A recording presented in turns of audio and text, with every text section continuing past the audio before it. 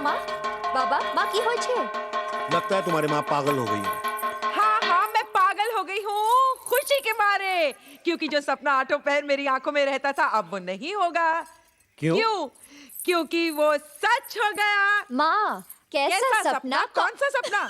बताती हूँ। अरे पगली, बड़े घर से न्योता आया है। पता है माँ, कुमुद भाभी की गोद भराई है। बात सिर्फ इतनी नहीं है पारो, कौशल्या दीदी मुझसे मिलना चाहती हैं। कह रही थी पारो अब बड़ी हो गई है, उसकी शादी के बारे में सोचना चाहिए।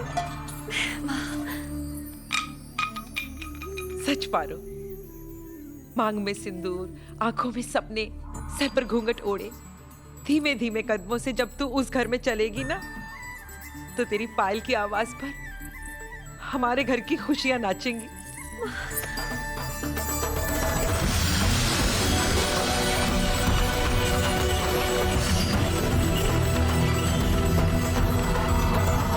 जमींदार बाबू, कैसी लग रही हूँ मैं? पारो कहाँ है? वो नहीं जा रही तुम्हारे साथ? कितने दिनों से आज की शाम का इंतजार था। सज धज कर तैयार भी हो गई थी, पर जब जाने का वक्त आया तो शर्माकर चली गई घाट पर। क्यों? पगली डरती है कहीं उसी के सामने उसकी शादी की बात ना कर दूं। सामने से रिश्ते की बात तुम मत छेड़ना सुमित्रा। पंडित जी ने 7 बजे तक का मुहूर्त दिया है, तब तक अगर उन्होंने बात नहीं छेड़ी तो मैं छेड़ दूंगी। वैसे आप चिंता मत कीजिए, जवाब ना नहीं होगा।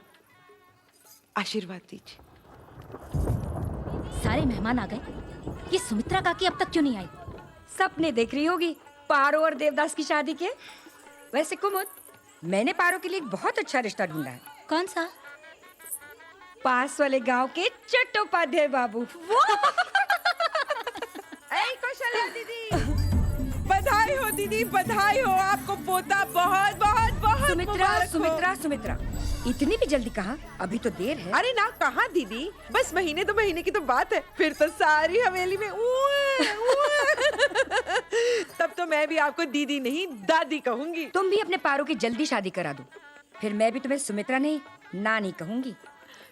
उसी के बारे में तो बात करने आई हूँ दीदी। मुझे भी तुमसे कुछ बात करनी थी। सुना है तुम्हारे खानदान में पैसे लेकर लड़की देते हैं? ना दीदी, वो तो बहुत पुराना रिवाज था। हम तो अपनी पारो का कन्यादान करेंगे दीदी। तो फिर तय हुआ, पारो का कन्यादान हम करेंगे, सारा खर्चा हम उठाएंगे। आखिर पारो भी तो हमारी बेटी है। ना ना दीदी, बेटी का ब्याह तो माँ बाप का सपना होता है। रही खर्चे की बात तो उसे बांट लेंगे।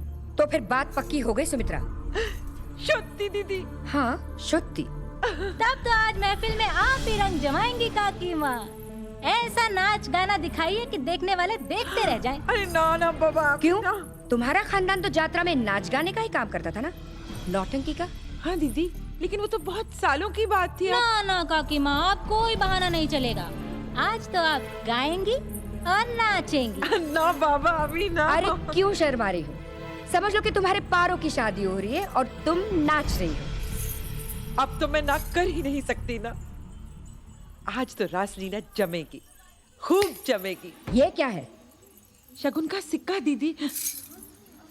आपका बेटा और मेरी बेटी, पारो और देवदास का रिश्ता। होश में तो हो तुम सुमित्रा? तुम माँ बेटी को यहाँ इसलिए बुलाया था कि मिलकर कोई नौटंकी करोगी तो लोगों का मन बहलेगा, लेकिन तुम तो जादू दिखाने लगी। देखा कुमुद, तुम सच कहा करती थी। सुमित्रा काकी हमेशा मौके पर ही आती है और मौके का फायदा उठाने से बहुत अच्छी तरह से आता है। बचपन में इसकी बेटी हमारे बगीचे से अमरूद चुराया करती थी, आज इसकी नजर हमारे बेटे पर पड़ गई। ना दीदी, ये बात सच नहीं है। देवदास और पारो बचपन के साथी हैं, एक दूसरे को चाहते हैं, एक दूसरे के बगैर नहीं रह सकते। आपका परिवार बहुत बड़ा है दीदी, आपकी नजर नहीं पड़ी होगी, पर उन दोनों की तड़प का एहसास है मुझे। इस रिश्ते को मत ठुकराइए दीदी, चाहे उसके बाद आप हमसे कोई रिश्ता ना रखें। अरे जब कुएं का पानी ही खराब हो तो घड़े की जात क्या देखनी सुमित्रा? बस तुम्हारी अदाओं में रियाज नहीं, लेकिन खून तो वही है, नौटंकी वाला। हम जमींदार हैं, मच्छी खाते हैं लेकिन कांटे को हलक में फंसने नहीं देते कभी। एक तो पड़ोसी का घर, ऊपर से नीच कुल। चलो भूल जाओ कि तुम नीच कुल की हो, थोड़ी देर के लिए भूल जाओ कि तुम नीच कुल की हो, लेकिन अपनी औकात का तो ख्याल रखती। अपने खोटे सिक्के को यहाँ चलाने की कोशिश मत करना सुमित्रा। छोटू माँ जाने दीजिए ना छोटू माँ। देव भैया को तो हम किसी भी तरह समझा लेंगे, है ना? और रही बात पार्वती की, अगर ना संभल पाए उसकी जवानी तो भेज देना उसे देवर जी के पास। जमींदारों को ऐसी बातों से कलंक नहीं लगता। जमींदार घराने की बहू होकर इतनी भी तमीज नहीं कि जब वो बड़े बात करते हैं तो बीच में नहीं बोलते। सुमित्रा! बस, तुम्हारे शब्द अब मेरे मान की मर्यादा को पार कर चुके हैं।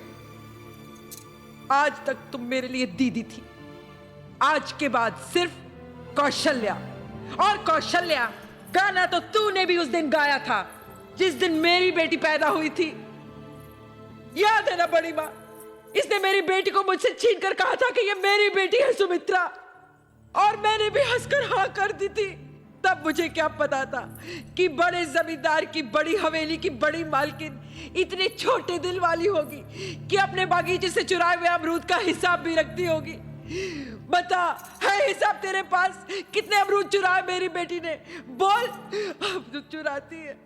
अरे कौशल्या, जितने अमरूद मेरी बेटी ने तेरे बागीचे से चुराए हैं ना, उससे ज्यादा निवाले तेरे बेटे को मैंने अपने हाथों से खिलाए हैं। अमरूद चुराती है, नीचकुल। हाँ, मानते हैं हम हैं बेटी बेचने वाले, पर धंधा तो तुम भी करती हो कौशल्या। हम तो पैसे लेकर सामने से बेटी देते हैं, तुम तो दहेज भी लेती हो और बेटी भी। सिक्का सही है या गलत, उसकी पहचान आवाज से होती है, लेकिन उसे तुम नहीं समझ पाओगी कौशल्या, क्योंकि तुम बहरी हो कौशल्या, जो अपने बेटे की दिल की धड़कन नहीं सुन सकती। तुम अंधी हो जो उन दोनों के बीच का प्यार नहीं देख सकती, और बहुत जल्दी गूंगी भी हो जाओगी जब अपने बेटे की बर्बादी देखोगी। जिसे तुमने ठुकराया है, उसी लक्ष्मी की सौगंध खाकर कहती हूं, आज से 7 दिन के अंदर मैंने अपनी बेटी का ब्याह तुमसे ऊंचे घराने में ना कराया तो 8वें दिन बिना पूछे मेरा मातम मनाने आ जाना। आई तो थी तुझे दुआएं देने कि तेरे घर चांद सा बेटा हो, पर अब तो यही दुआ निकलती है कि तेरा घर भी चांदनी से आबाद हो, तेरे घर भी बेटी हो।